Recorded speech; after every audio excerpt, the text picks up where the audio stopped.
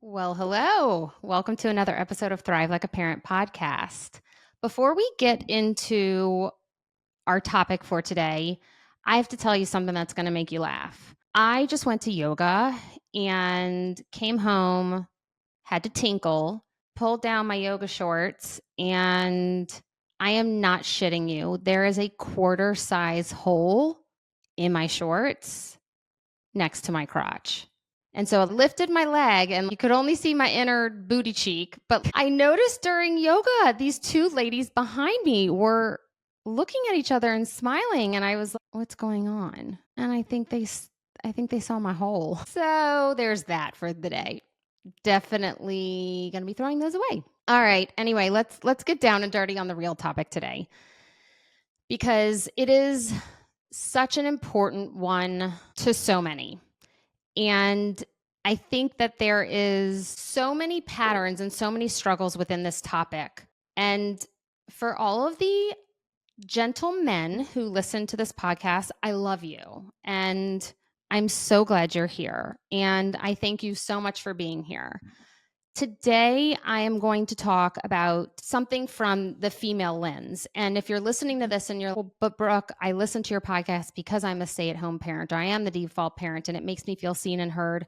Just know that I may use a lot of female she terms today, but it doesn't necessarily mean that I'm cutting you out.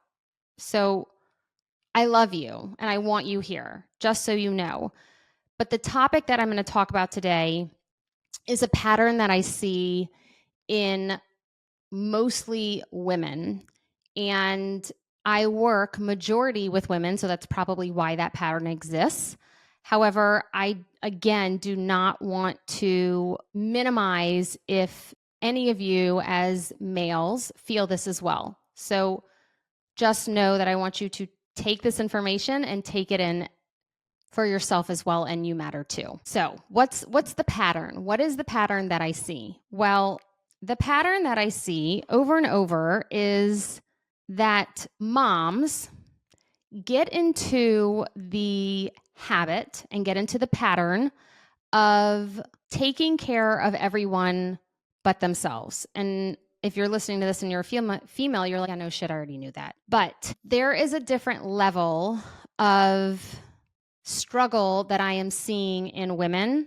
And I don't necessarily think that when we are sacrificing ourselves for our loved ones or our partner or our children or our career, whatever it is, I don't think that you necessarily understand the implications of what can happen to you physiologically, neurologically, and health-wise, because sometimes what's going on with you is not visible. So an example of that is my Hashimoto's is not visible to you. I am not using a cane, or I don't have a sling on my arm, or I don't have a rash all over my body.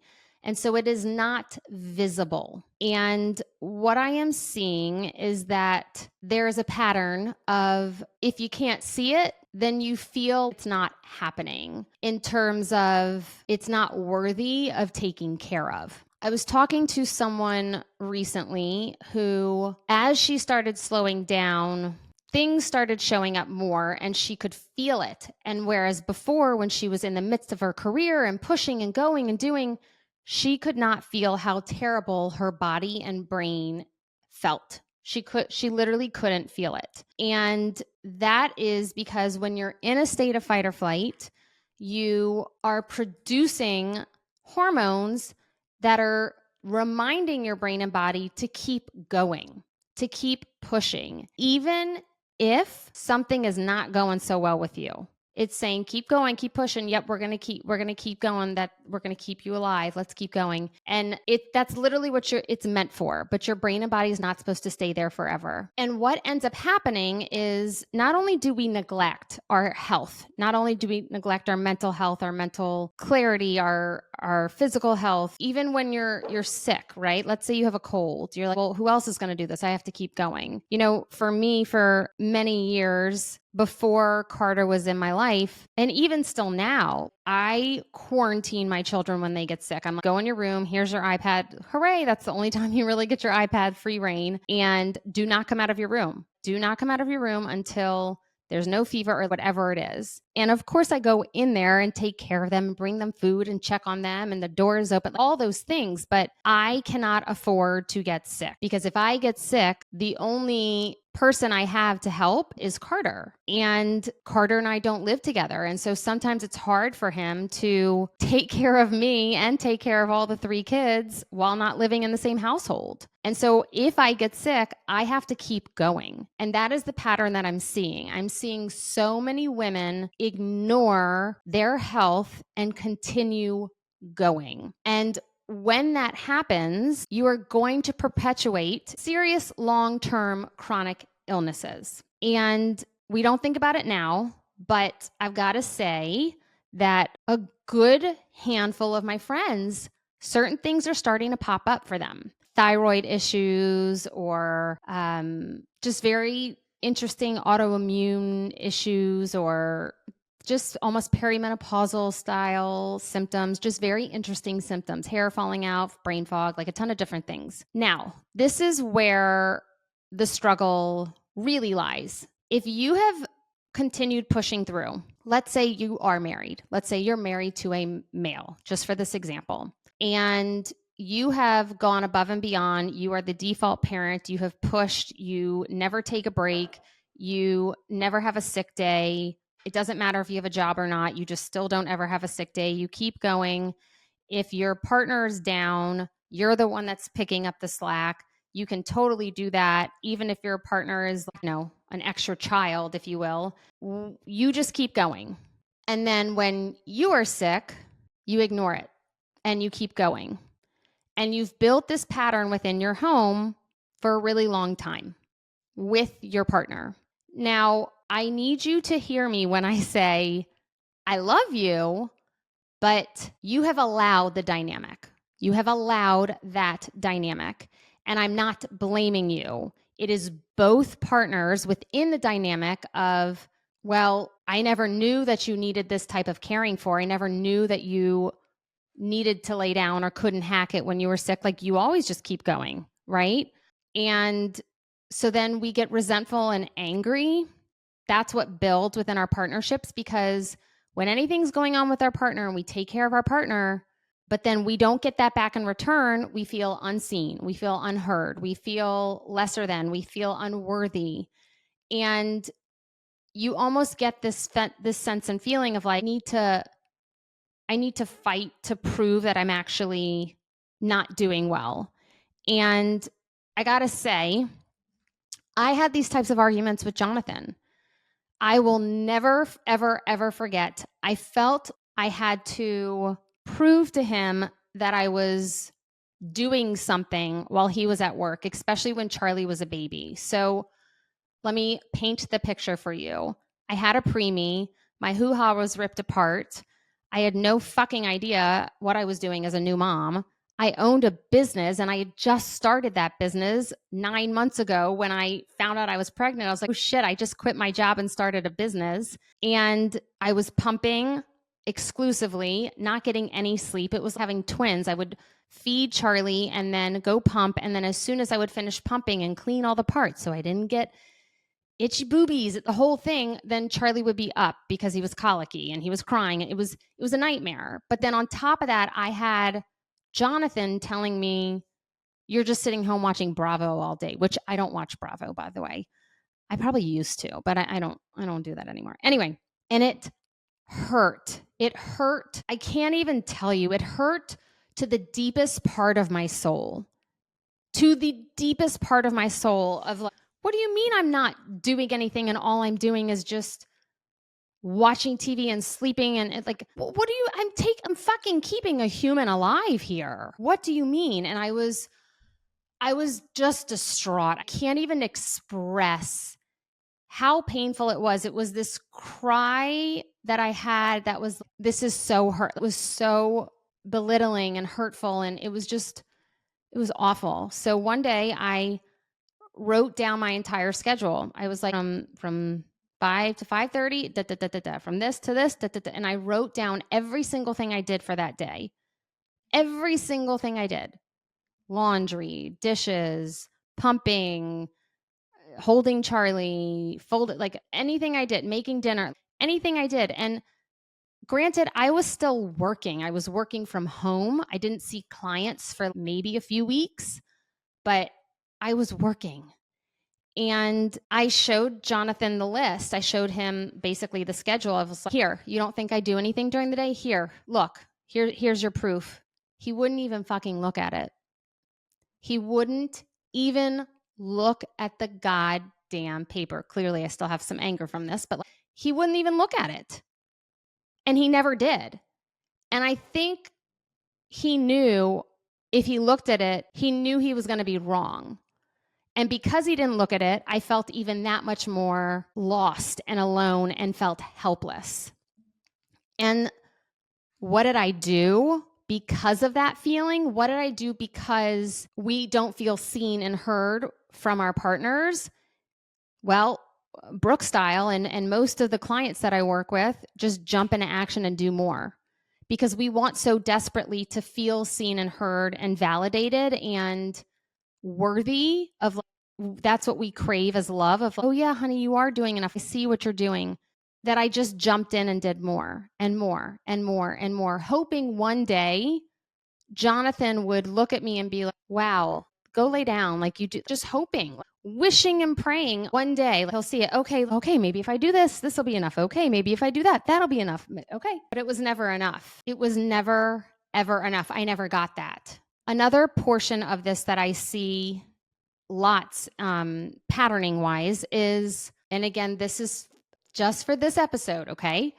If you are not the breadwinner in the family, so often I see that the breadwinner, and especially if the breadwinner is the one who manages the finances. So let's say whoever manages the finances, I see this pattern that the one who manages the finances doesn't have as much trouble spending the money because there's more comfort in terms of knowing when things are coming in, knowing when things are coming out, knowing what's expected, kind of slightly knowing the budget. If you don't have a budget, you may kind of have a rough estimate.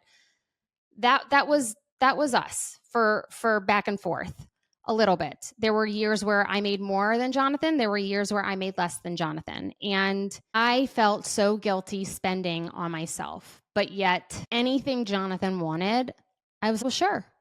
Yeah, have at it. Because I thought that it would make him happy and nicer and more loving towards me. And I was, yes, that's going to make you feel better. If that's going to do the trick or if that's the thing, then sure, go get it. Jonathan, if he needed a new car, he got a new car. I finally looked at him one year and I was like, you don't understand. Like, my car is not safe to drive in school parking lots any longer. I need certain safety features where I don't hit a child. I am going to pick out a car and I don't care if you come and help me negotiate this deal, but I am going to get a car. And what that took me to get to that point was years and years and years and years.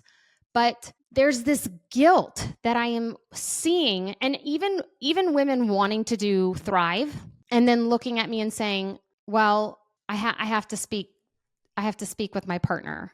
And look, I get that. I'm not knocking you if you guys have a rule of anything we spend over X amount, we have to talk about. That's partnership. But oftentimes I see it from a lens of, I need permission to get myself support. I need permission and validation that I am worthy enough of spending this money that would also go towards the family instead of me because I'm struggling that much. I need validation from an external source that says you are worthy of this. And that's where it's heartbreaking. And I've been there before, and it took me a while to be like, hello, you don't understand. I'm done with this. I'm done. I need this. I'm going to do this. I don't know if I've told you this story, but the first time that I ever financially invested in my health and my mental health and getting myself support, I was so scared to tell Jonathan, and I knew he was going to say no, and I knew I wouldn't do it, that I chose to go into my savings from when I was a child, and I spent my own money on that support. And he still was, what the fuck are you doing? And it was mine. Like I had it before the marriage. And what that took me to get to that place was, so I'm seeing these patterns of you're struggling, you're not doing well, you're over functioning, you're overstimulated. I talked to one incredible mom the other day where she said she finally just lost it. Like it was complete full blown adult meltdown where she was screaming at the top of her lungs, and she was like, I was banging the wall to the point where I put a hole in the wall. She was trying to shake her partner and be like, you're not getting this. I am not well. You don't understand. I am hanging on by a thread. I am struggling. You don't understand. And it took that. It took that. And there are so many women who just hide this. There are so many women who just keep going. There are so many women who don't ever find the self-worth in your voice enough to finally say, you know what? I need help. I need help. And I know that you can't help right now because you have a full-time job and you are struggling too. So because we have the money, I'm going to go get myself support, or I'm going to get a sitter 2 times a week, or I'm going to find something. I need this. And the craziest part is, yes, I know I'm going back and forth between finances and wellness and taking care of yourself, but I do believe that they're interconnected, and the relationship that you have with money is so interconnected to your own self-worth. If there's ever anything for you to spend your money on, fuck the new couch.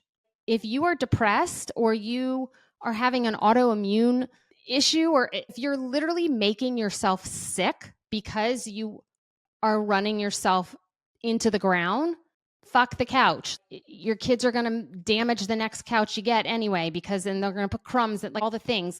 Forget the vacation. You're not even going to enjoy the vacation because you're not well. And there is this fear when I work on this with my clients of, there's such fear. And I've been literally doing this for years. I've had it where I've gone over it with clients in our session, and then they voice message me and they're like, hey, let's just run through this one more time. Let's talk about how this conversation should go. We literally practice how we're going to express our feelings so that we don't get to the point of screaming at the top of our lungs, right?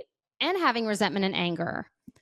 This is the bottom line. The discomfort you feel with having that uncomfortable conversation is much easier to feel than the resentment and anger you are going to build towards your partner. And I feel I should say that again, because your brain and body is stopping you from doing the hard thing, having the hard conversation, advocating for yourself, saying, this is something I need. This is a non-negotiable. This is a must. Like, just going and doing it, just booking the acupuncturist, or booking the doctor's appointment, or booking the sitter and the acupuncturist, or the massage, or the body work, or the meditation, like whatever the heck it is for you, or the yoga class. The discomfort in saying that or going and doing that, I promise you, is so much easier than the resentment and anger that will fester and build within your partnership for years and could ultimately lead to not making it. But the important part of this is that you need to understand that you are part of the dynamic just as much as your partner. If you are choosing to stay silent and fear those conversations of advocating for yourself, and even if you're someone who is like, Brooke, I have advocated for myself. And when I do advocate for myself to go get help and support and take care of myself and do some self-care on myself, my partner shuts it down. They belittle it. They tell me no, and I don't get to go do the thing, or I don't do the thing, or they don't understand. And so then I don't do it. Well, how about you, instead of ask permission, you say, I am going to do this, or I need this, I'm going to do this. Because I want you to take a look at the reverse and ask yourself, does your partner ask for permission? Or do they just go do the thing? And I am not saying that one is right, one is wrong. They're the problem. It's the issue. But these are the patterns that I see. I could honestly give you so many examples of times where there was something Jonathan wanted, and it might even have been thousands of dollars. I can think of a few different things, and I'm like embarrassed and like mortified in a sense to even share them with you. There was a desk that he wanted, and it was because he was working from home and he was so depressed. And I thought if he got a new desk, that would help him get out of bed and get to work and do what he needed to do. So I was like, sure, whatever you need. He bought a fucking $2,000 stand up, stand down desk, or stand up, sit down desk. Do you know how many of those desks are out there that are not $2,000? I didn't have time to do the research. I didn't know what he was doing. I was sure if this is the thing that's going to help, then do it. I was all on board. But if I wanted to go to a $25, dance class and get a sitter or do, I don't know, it was the end of the world. And I do believe that if we build that dynamic with our partner and we allow it and not have those conversations of, well, wait a second, everything you want, I am all on board for, I support, but it has to be both ways. And that conversation is so crucial, especially if one of you is the financial provider or if one of you is the one who takes care of the management of the finances in the house, and then the other one never feels comfortable enough to utilize the finances because you don't know as much about where you guys are at, which everyone has a role. It's not like you're wrong if you don't spearhead the finances of making sure everything's in the right spot. It can be someone's job, or one person rather than two. But the conversations have to happen.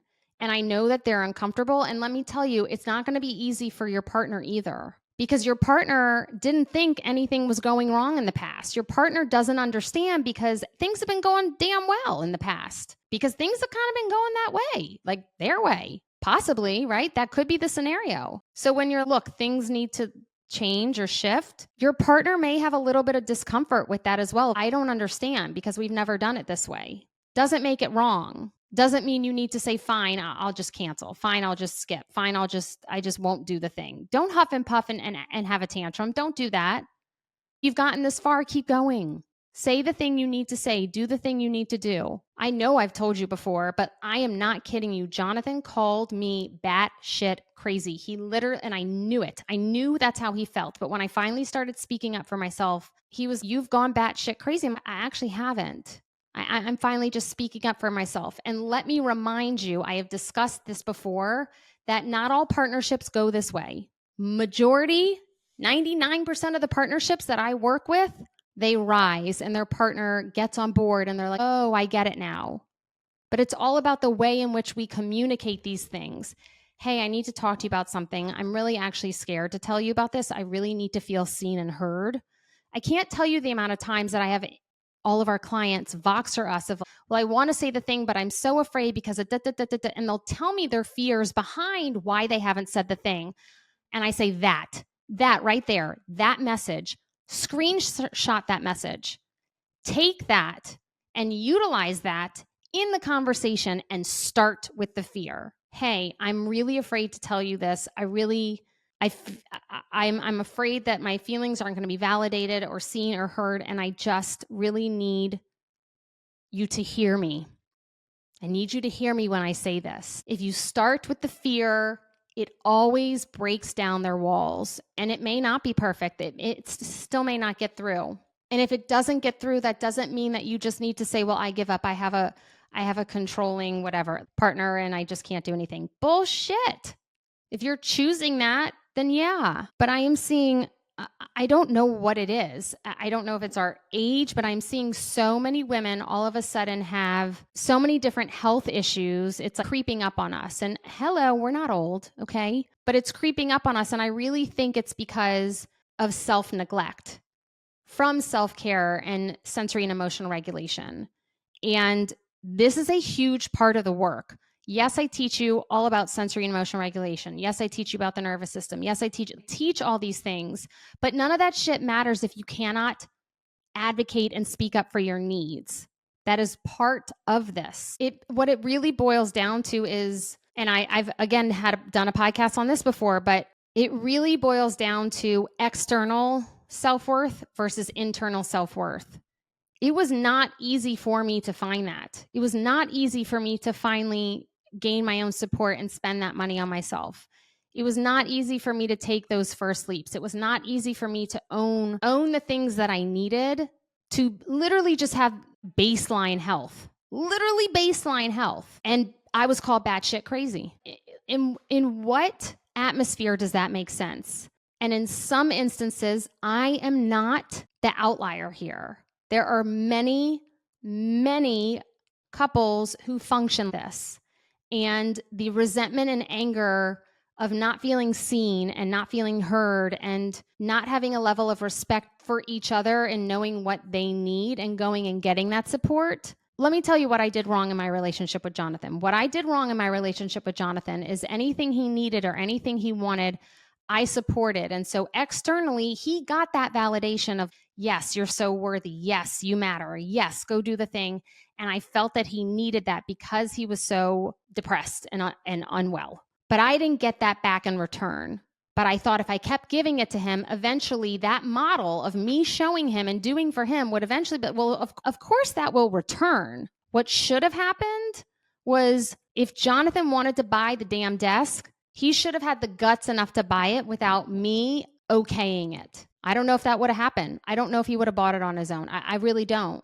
I will never know because that's in the past. But when I finally started taking responsibility for what I needed, my life looked very, very, very different. And I understand why he thinks or he felt that I may have gone off the wagon and gone a little cuckoo. But the opposite is literally physical health. I can't say it enough. I have had so many friends, family, clients talk recently about how their physical health is suffering because they are so afraid and don't feel worthy enough to go get that damn help, go get that support, go get that self-care, go do the thing that they need to do in order to come back a stronger version of themselves to be able to function and take care of our families the way that we want to. So I've gotten a little heated in this podcast. And you know that I give you examples because I want you to know that you're not alone. It is not just for me to grandstand and talk about my relationship. I want you to know that the things that are coming out of my mouth are not just go get them empowerment shit. It's I've walked the walk and I've talked the talk and I've seen it with so many of my clients. And I know how crucial and important it is to take care of yourself. And it can be the difference between literally health, like physical, mental health, like that can be the difference. And if you don't have that, what do you have? So these are the steps I'm going to give you. The steps I'm going to give you are number 1, check in with how you're feeling, first and foremost. Number 2, check in with the things that you wish you could take off your plate. See maybe if you can start divvying out some chores. Number 3, have the hard conversation. And number 4, if the hard conversation doesn't go well, be bold and badass enough and love yourself and care about yourself enough to not need the external validation of others. And know that this is a need and go get it. Whatever it is, go get it for yourself. And that'll be scary too. But then you'll feel so empowered that you did that without anyone telling you yes, green light, pass go. We need to rely on others for co-regulation and community and connection. Yes, we thrive off of that. But that interdependency of I got me, you've got you, and there's trust within that, it does exist. And I know it exists because I have fostered that and cultivated that and created that with Carter. And I'm not told I'm batshit crazy. And I'm not questioned for how I take care of myself. It's actually quite the opposite. I will leave you with one last story as I start to get choked up. I heard recently that grief is like a suitcase that you carry around for the rest of your life. And very slowly, you carry around that suitcase and you unpack it little by little. And I have moved through the anger portion of that saga, if you will. And I worked really hard to release the anger. And I am so proud of releasing that anger. It had a hold on me and it was exhausting. And I literally would say out loud, I want to release this anger. And I did a lot of that at Miraval, not last year, but the year before. And I was so proud of it. But I had a moment this weekend where, after Jonathan passed, I envisioned my life. I kind of like built in my head of, okay, this is what my life is going to look like for the next few years. I have this, and I kind of prepared my brain for what this was going to look with work and the kids and Lolo, and I kind of looked ahead. But something new has come up that I did not plan for or think through.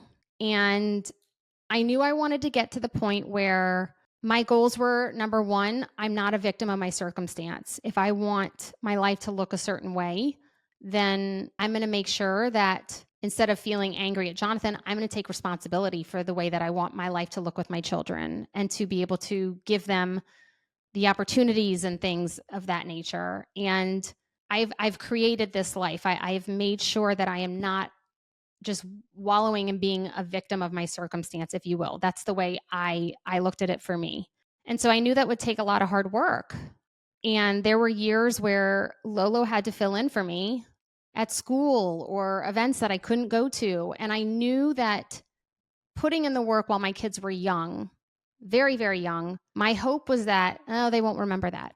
They won't remember when I wasn't there, but I want them to remember when I am there, when they're older. And they are older now, and I am there.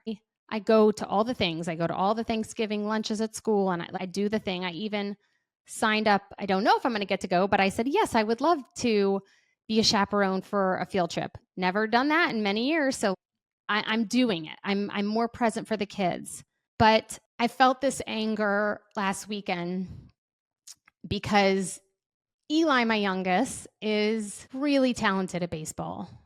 And he has a batting coach that I take Eli to twice a week. And his batting coach was, you don't understand. He is so talented, and the way that he's learning and retaining, and he's like, I forget that he's 7. This is incredible.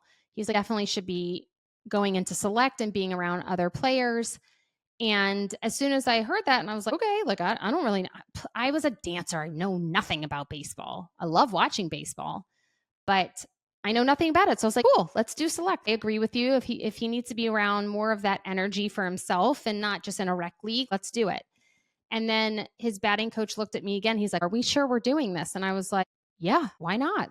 This is something Eli wants. I want this for him. And I saw the look on his face, and I was like, okay, maybe I need to think more about this. Why is he asking me about this? And I started doing my due diligence, and then I asked the batting coach, I was like, okay, after your question, I need you to tell me what's involved. And basically, it's 2 practices a week. I can handle that, but it's tournaments every single weekend. And not just once on the weekend, it's like Saturday and Sunday. So I will be doing tournaments all spring long, every single weekend. And it even goes through the summer.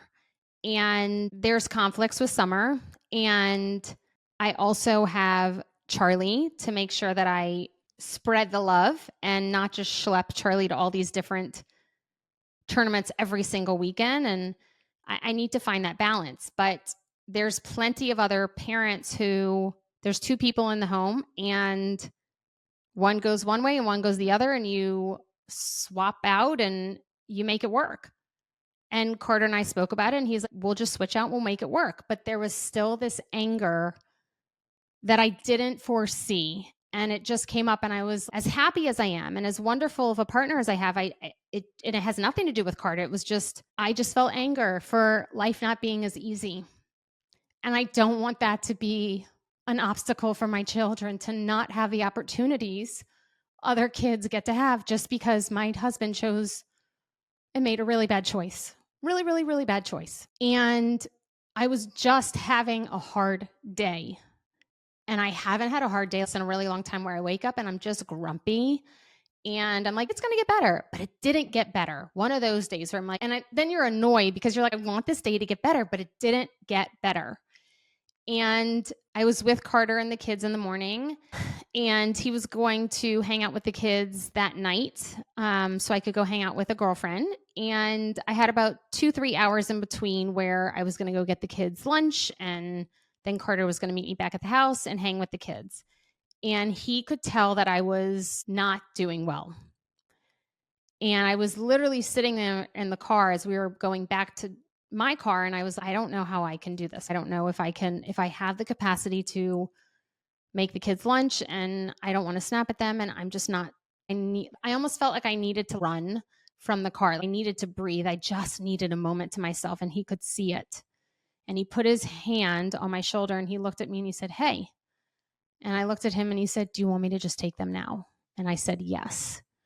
And the beauty in that is, and I'm sharing that story with you, is because a partnership that can and does exist, where Carter and I both support each other and make sure that we are taking care of ourselves and getting and doing what we need and checking in with one another and supporting each other when we know we have the capacity to support each other. And going from a dynamic where I see so many patterns and so many different partnerships and moving into this dynamic, I am sharing that with you because I want you to know it is a possibility. It can exist. It does exist. And your worth of taking care of yourself to be here for as long as you can really truly matters. And what that hour and a half to 2 hours gave me before I left the house, it was exactly what I needed. It was exactly what I needed. I just needed to be in my home alone and just have a moment for Brooke time, and just get back grounded and, okay, I can breathe and cry and move through the anger that I was feeling for the day and all of the different things. And just because Carter saw a need and he vocalized it that time to me, I will also request it. And it's a road that I have moved down before in terms of, oh, this feels so uncomfortable, but I'm going to do it anyway. And sometimes it still feels uncomfortable. So I want you to know that. And the reason it feels uncomfortable is because your brain has been patterned for decades in a different way. And if you're asking for help or support or putting yourself first, you will rip yourself to shreds. But you matter. And if you begin with learning what sensory and emotional regulation is and all these different things, then what can happen is you start to feel and recognize what's going on in your brain and your body, and then you can truly feel how not well you are. And then you're like, there's no choice. I have to take care of myself. And you can, and you're worth it. And again, for whoever's listening to this, man or woman, or if the roles are swapped or whatever relationship you have, I support all relationships. So if you see yourself in this, pattern, and you have no idea how to get out of it, or you have no idea how to do this without support, or it's so scary, we have Thrive. And Thrive starts in January, and I would love to have you. Love to have you. And we will go through all of this, and we will practice all of this because it is part of sensory and emotional regulation. It's regulating those emotions through the fear of having the hard conversation, regulating the emotions through the fear of going to do the thing for yourself, regulating your emotions through finally taking a step for self-care for yourself. There's plenty of other individuals who would love to support you as well. It doesn't have to be me. If you don't feel that you can take these steps on your own. But if you're listening to this, that's me. You just described my life. And you don't think that you have the inner strength, knowledge, tools to be able to do this alone, you don't have to. And I oftentimes tell clients or potential clients who I'm talking to see if it's a right fit, I truly call it a gift. I'm like, it is a gift. It is a gift to invest in yourself. And it's a scary gift, but it's one in which that means I'm doing something different and I'm doing something right. And I'm doing something for me. And I promise you the return on that investment is life-changing. Whether it's support, whether it's going to yoga, And that's the return on the investment of going to do the thing. So this is your kick in the ass because I'm fired up. This is your kick in the ass to be that badass. All the shit that you get done, all the things that you do for your family, all the time that you spend on others, be that loving to yourself. Go give that to yourself because you're so fucking worth it. So until next time, XOXO, Dr. B.